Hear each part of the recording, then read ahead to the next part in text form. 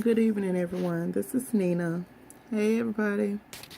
I'm coming online to read to you from Let Us Find the Truth, his public library, USA History in Brief, and this is on the last row.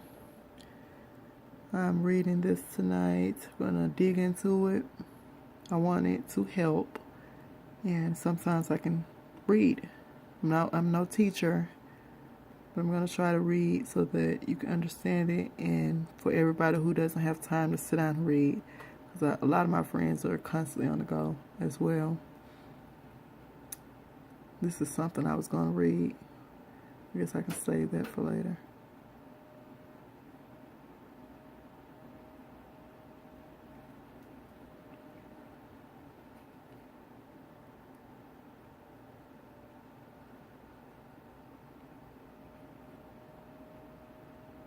Okay.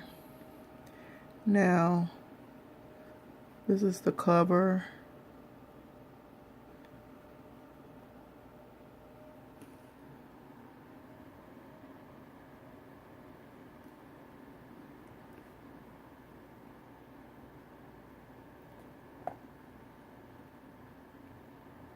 And this is George Washington addressing the Constitutional Convention in Philadelphia, 1987.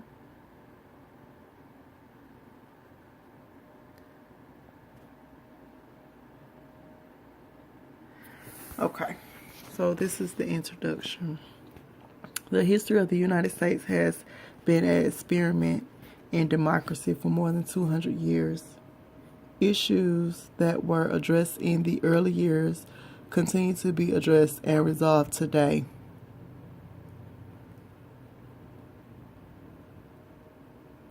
Big government versus small government, individual rights versus group rights, unfettered capitalism versus regulated commerce and labor, and engagement with the world versus isolationism,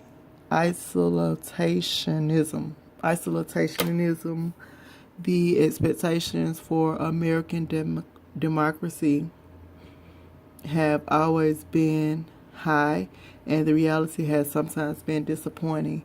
Yet the nation has grown and prospered through a continual process of adaptation and compromise.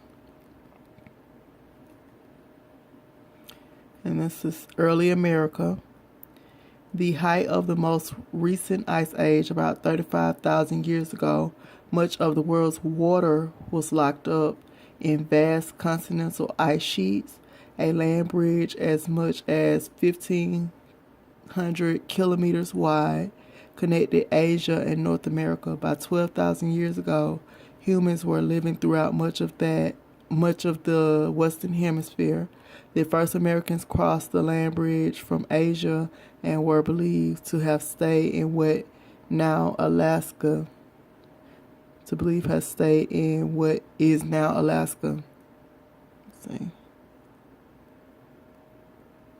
Let me just. Okay. Yeah, see that? Thousands of years ago.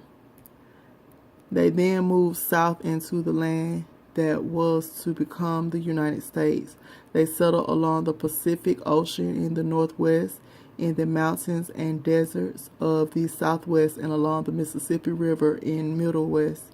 These early groups are known as Hohokam, Adenians, Hopewellians, and Anasazi.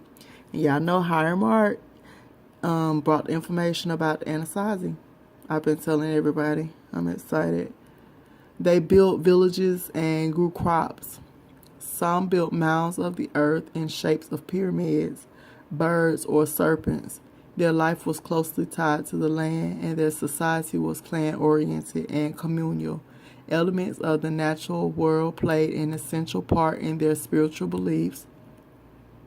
And I seen in Texas, there's this piece of land, and it goes a long amount of ways, and it looks like a snake. I don't know if they built it or we built it, so to speak. But I asked my husband about it the other day. I just wonder now when I look around, knowing that we did mounds, when I see something that looks like the natural earth and it's built like a mound, I automatically like, did my ancestors do that? But anyway,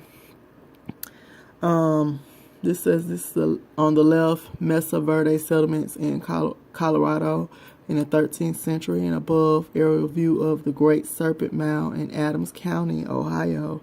Carbon tests of the effigy revealed that the creators of this 1,330-foot monument were members of the Native American Fort ancient culture, AD 1000 to 1050.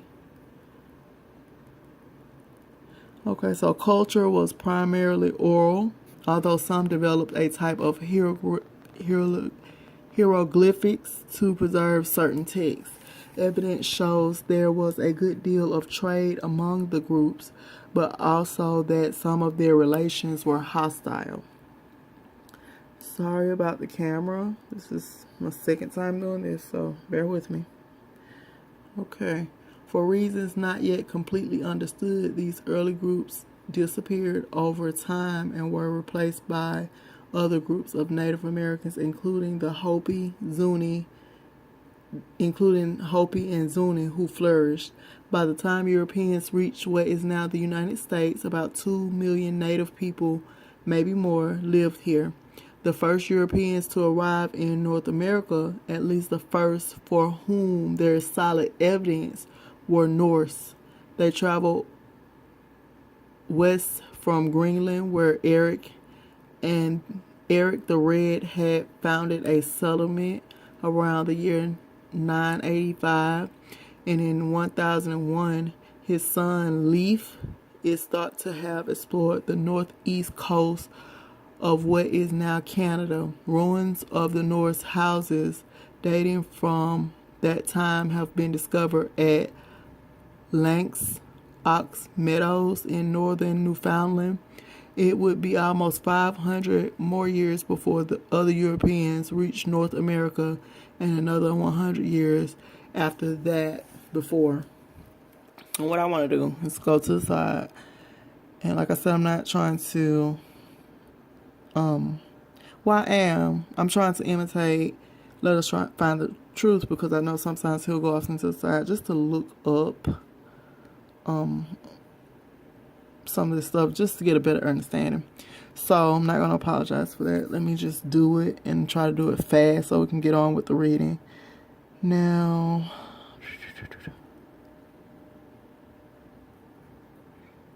Norse. So they were Norse. And I don't know what that means, so I want to look it up. Norse. Okay. Wikipedia.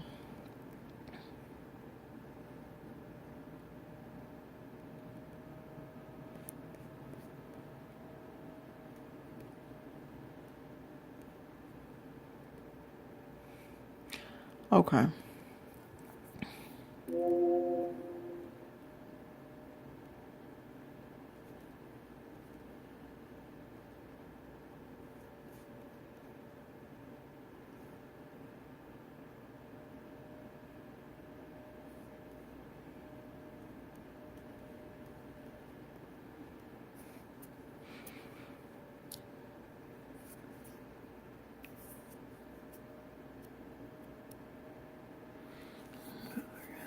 Okay.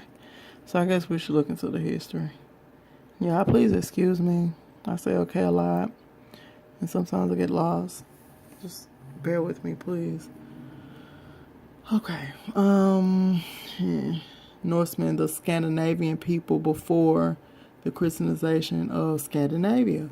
Okay, somebody, and I don't remember who, so forgive me. Just we're talking about the Scandinavians. And I listened to so much of this. It could have been Lex. It could have been Let Us Find the Truth. It could have been High Art or Drop. But somebody was talking about the Scandinavians. I think maybe it was Lex Will. Okay. Anyway, forgive me for not remembering. I'm just learning this stuff as an adult, and I'm no history buff or anything like that. So we're going to look up one more thing connected to the word, so we know those were the Scandinavians. Norse travel from, what's going on? Eric the Red.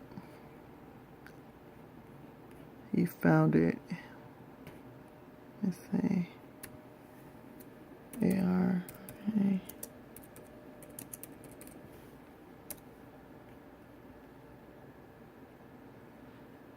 I like Lexwell because this is what he does. He brings the pictures, so you can have a better, it helps me. It helps to put me in the right mindset, so to speak. So I can, I guess, imagine in my head. But y'all get it. Y'all get it. I know. Okay, so this is Eric the Norse. And he was supposed to have... He was supposed to have...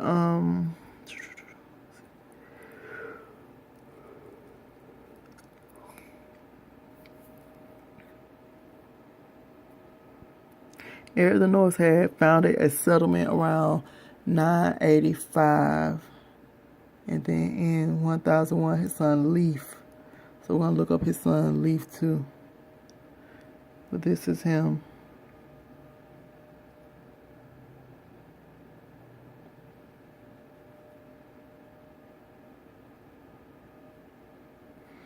Some of these pictures and just some of this history is mind-blowing because the stuff that I've never paid attention to was the stuff that I needed to be paying attention to. But we ain't gonna even get into that. Anyway, this is his son Leif. And he, again,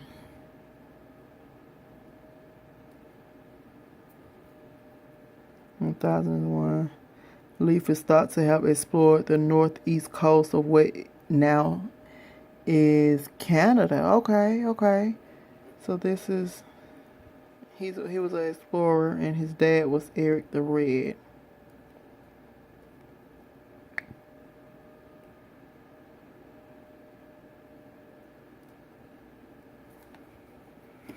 Okay, there's a monument.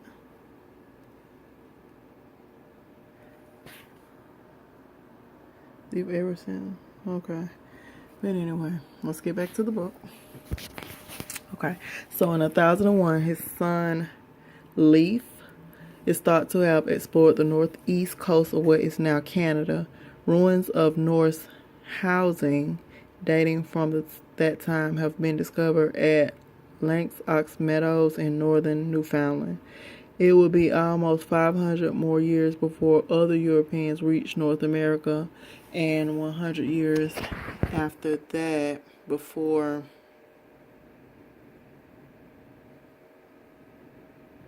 permanent settlements were established. So at that point, they weren't even permanent settlements. The first explorers were searching for a sea passage to Asia. Others, chiefly British, Dutch, French, and Spanish, came later to claim the lands and riches of what they called the New World. So these people from Scandinavia, they settled. They were here, and they didn't even have permanent places to settle. But it says then the first explorers were just searching for a sea passage to Asia. And Asia just keeps coming up over and over. Lex told us we're Afro-Asian. But anyway, others, chiefly British, Dutch, French, and Spanish, they came later to claim the lands and the riches of what they called the New World. So they had their own agenda. The first and most famous of these explorers was Christopher Columbus of Genoa.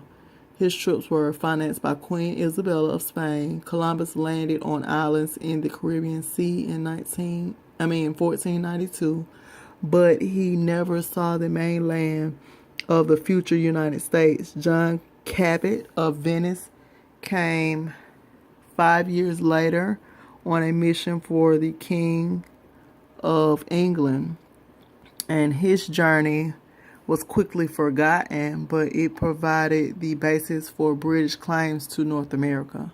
Now, the 1500s were the age of the Spanish exploration in the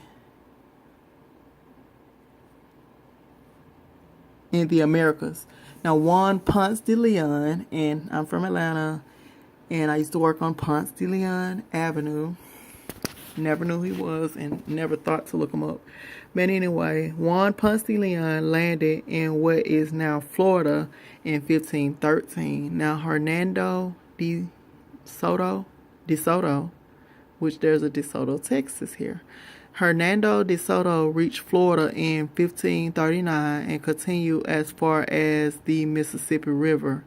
In 1540, Francisco Vasquez de Coronado set out north from Mexico, which Spain had, and I'm going to complete the sentence before I look at the pictures this time, which Spain had conquered in 1522 in search of the mythical 7 cities of Cibola. Mythical, they say we were a myth.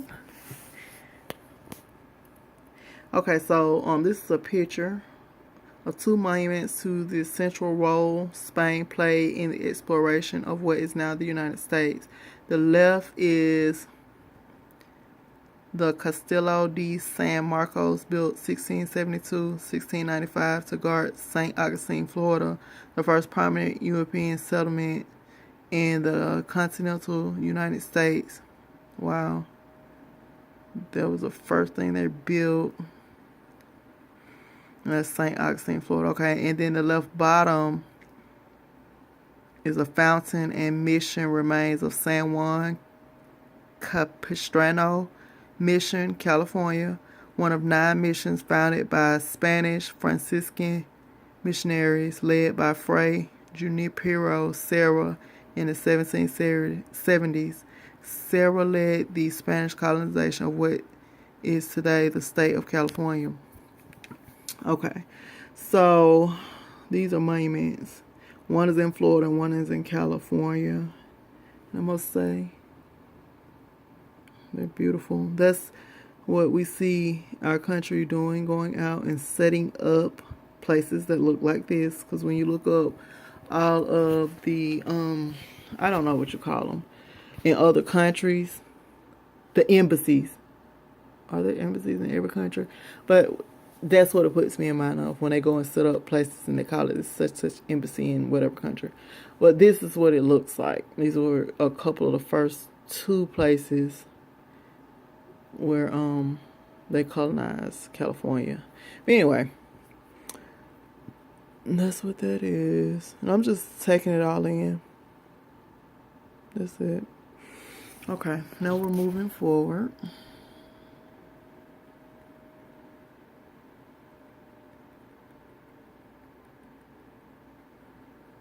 Now, they were in search of the 7 mythical cities of Cibola. So, as my brothers would do, I'm going to... I guess I got it there. Cibola.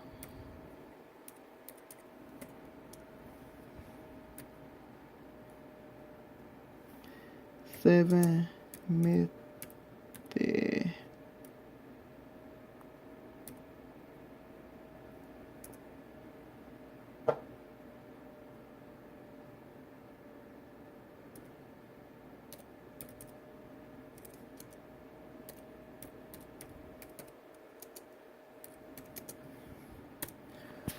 Okay.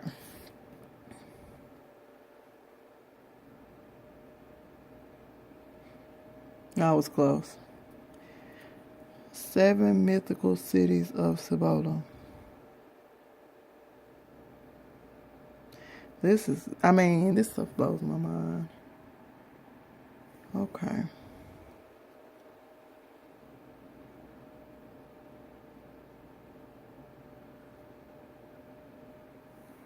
We're going to try to get some understanding.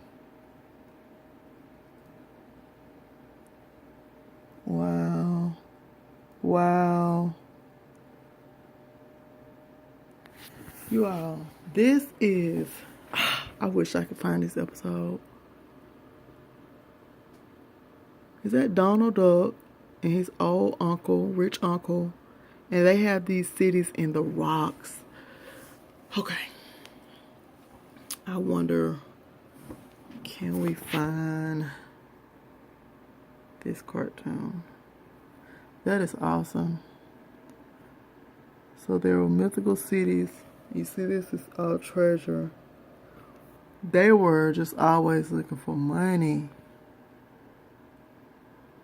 But King Drop always said, we were a myth, we were a myth.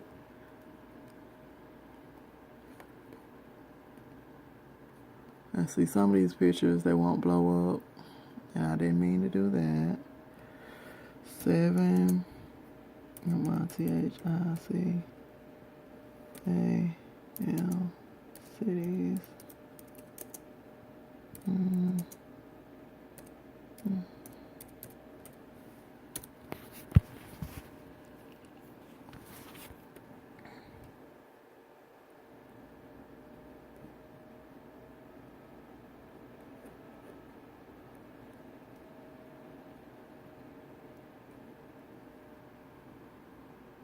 Look at this picture. Look at this.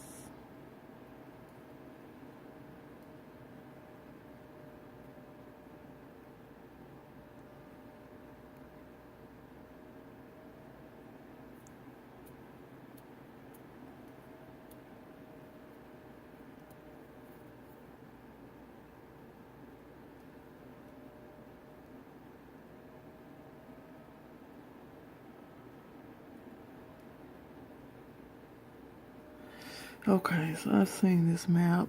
I think I've seen this map on my phone. Apache Mountains. So, let me see.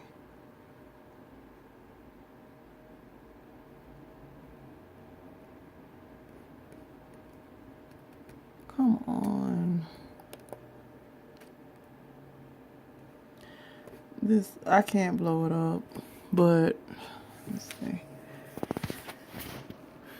You see the Apaches, so it's supposed to be right up in there near, guess where? Guess where? Is that Utah? Utah, yeah, the Four Corners. So Cibola, that's good information. So Cibola, we're going back to the book. It says that they conquered in 1522 and they were in search of the 7 mythical cities of Cibola. He never found them, but his travels took him as far as the Grand Canyon in Arizona, as well as into the Great Plains. Now, while the Spanish were pushing up from the south, the northern portion of the present-day United States was slowly being revealed through the journeys of other Europeans. Now, these included Giovanni da Verrazzano, Jacques Cartier, and Amerigo Vespucci. And you know what? I mean, people out here wearing these names. Cartier is a name. Vespucci's, I think my husband's cousin has a video rapping about something about somebody. Anyway, I'm getting old. Giovanni is a name. These are labels. So these people's ancestors. Wow. Okay. And all that you get understanding. Now I understand. So these people were searching while the Spanish pushed us south. And yeah. These were Europeans that were searching for something, and let's say money. It was a money motivated trip. And anyway, from the continent America, these included Giovanni, Cartier, Amerigo Vespucci, from whom the continent America would be named. The first permanent European settlement in what was to become the United States was established by the Spanish in the middle 1500s at St. Augustine in Florida. However, it would not play a part in the formation of the new nation. That story took place in settlements farther north along the Atlantic coast in Virginia, Massachusetts, New York, and 10 other areas colonized by a growing tide of immigrants from Europe. So they were just flooding in. And this is the colonial period. Most settlers who came to the British colonies in the 1600s were English. Others came from the Netherlands, Sweden, Germany, France, and later from Scotland and Northern Ireland. Now, some left their homelands to escape war, political oppression, religious persecution, or a prison sentence. Some left as servants who expected to work their way to freedom. Black Africans were sold into slavery and arrived in shackles. I don't know about that part. They said 3% though. But you know how Drop says it. He says that's like the hijack. You have to recognize the hijack in the story. Because, I mean, they want to tell us that we all came from Africa. And the history is just not pointing to that. Anyway, by 1690, the population was 250,000 less than 100 years later. Now, 250,000. Okay, so by 1690, the population was 250,000. Less than 100 years later, it had climbed to 2.5 million. The settlers had many different reasons for coming to America, and eventually 13 distinct colonies developed here. Differences among the three regional groupings of colonies were even more marked. So they came, flooded the land that didn't belong to them, and then set up colonies. It's crazy.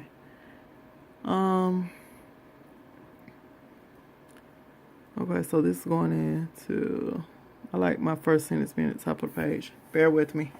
Now, the first settlements were built along the Atlantic coast and on the rivers that flowed to the ocean. In the northeast, settlers found hills covered with trees and soil filled with stones left behind when the Ice Age glaciers melted. Right. Water power was easy to harness. So New England, including Massachusetts, Connecticut, and Rhode Island, developed an economy based on wood products, fishing, shipbuilding, and trade. And you just come in and you take over, and then you start selling us things. The middle colonies, including New York and Pennsylvania, had a milder climate and more varied terrain. Both industry and agriculture developed there, and society was more varied and cosmopolitan. Now, in New York, for example, one could find Bohemians, Danes, Dutch, English, French, Germans, Irish, Italians, Norwegians, Poles, Portuguese, Scots, and Swedes. The southern colonies, Virginia, Georgia, and the Carolinas, had a long growing season and fertile soil. Yes, my grandmother used to have a farm. And the economy was primarily agricultural. My granddad too. Now, there were both small farmers and wealthy aristocratic landowners who owned large plantations worked by African slaves.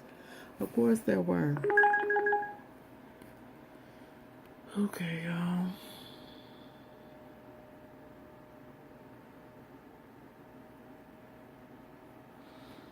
I still have the chat room open just in case he needs anything else before I log off.